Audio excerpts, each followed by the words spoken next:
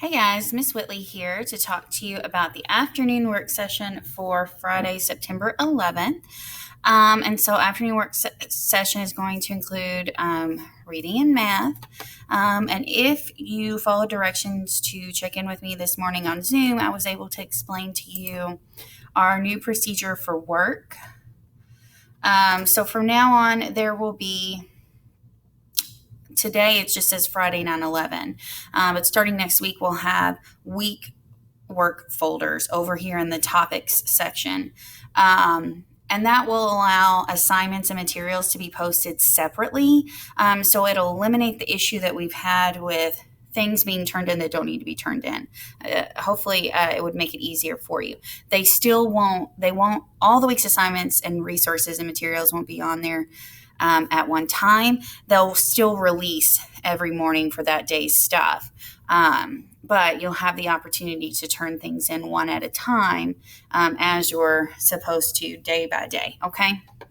So, in your Friday 9/11 work folder, which is now in the topics menu over here, for reading today, we're going to be talking about metaphors, still reading Esperanza Rising.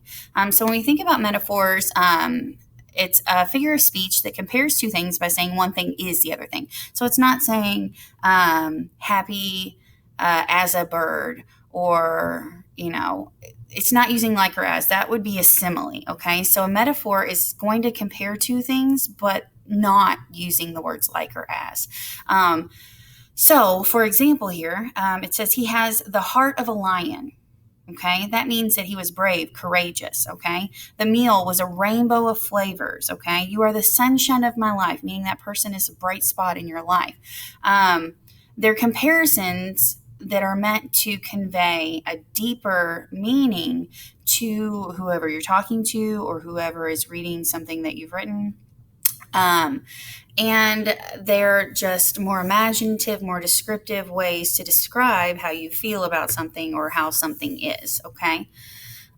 So there are some metaphors in today's chapter, and if you look at your Friday work slides, there's also a video on metaphors that I want you to stop right now and watch. It says, "What are metaphors?"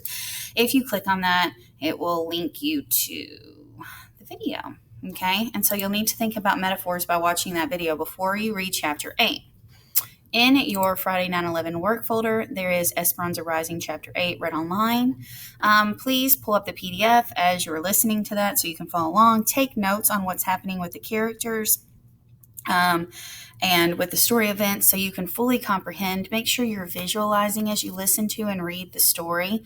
If you're not making that movie in your mind, then you're missing out on details that'll help you to understand what's going on in the story, okay? So all those things should be happening as you're listening to Esperanza Chapter 8. It's not enough just to sit there and hear it in the background while you scribble on something or look at something around the room or think about what you're going to eat later. Okay, you really have to think about the story that you're listening to and visualize it in your mind, or you're not going to be able to answer these questions very well. Okay, after you listen to Esperanza Rising Chapter 8, you have Esperanza, in that same work folder, Esperanza Rising Chapter 8 questions, okay? And if you open that up, it's asking you to kind of analyze two metaphors that are used in this chapter. The first metaphor is when the author describes an almond like two hands pressed together, protecting something inside.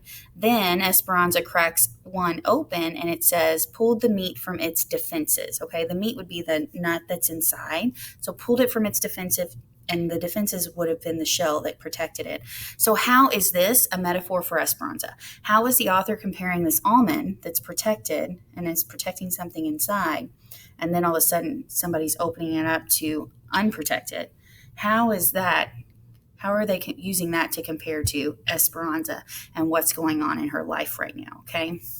The other metaphor is when Marta compares the farmers to kittens. So I want you to think about, how are the farmers like kittens, and how does Marta suggest they fight being like kittens or fight against being kittens in their world, okay? What does she suggest they do to come out of that kitten mindset, if you will. Okay, so those are the questions. Remember, you are using RACE. I will continuously send it back to you if you have not restated the question, provided an answer, and cited text evidence. I'm sorry. We have to use that format. I need to know that you have read the story and have thought deeply about it so you could answer these questions like fifth graders who are working towards becoming sixth graders, okay? So remember, race, race, race, race, race. Okay, you have to use text evidence. You're going to have that text pulled up as you answer these questions so you can go back into it and use it to inform your answer, okay? So that's it for reading. In math, we're doing something a little bit different today. We are going to stop in our Module 1 lessons and take a couple days for review, okay? So far, we've had lessons all about decimals, place value, powers of 10, but really for 4 standards. And standards are the things that we have to cover, that we have to learn about in 5th grade, okay?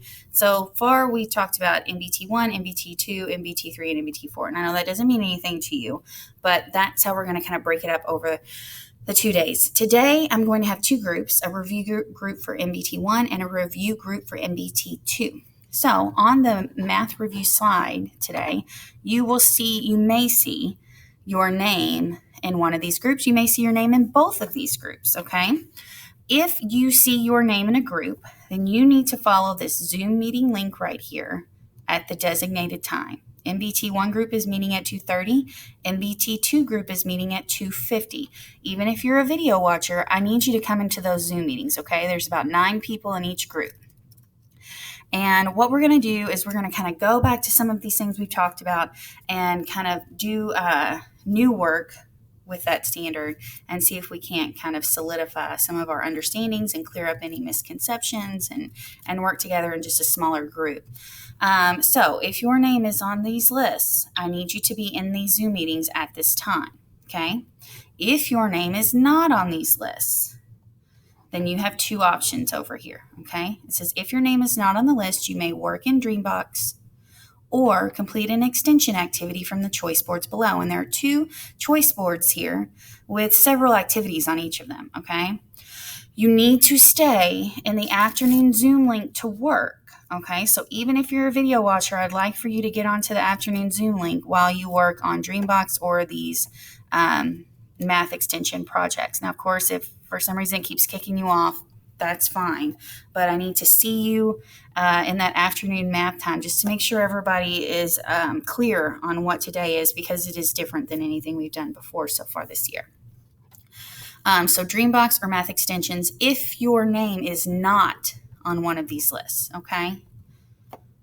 So, and if your name is on one list but not the other, then the other part of the time where you're not in a small group, you may do Dreambox or one of these math extensions, okay? But you need to pay very close attention, make sure your name, see if your name is on these lists, okay? And so that's what math is going to be for today. We're just taking some time to go back and review, or taking some time to kind of extend our thinking if we don't need to go back and review, okay? So that is it for reading and math today. If you have any questions, give me an email or contact me through Dojo or GoGuardian Chat. Thanks, guys.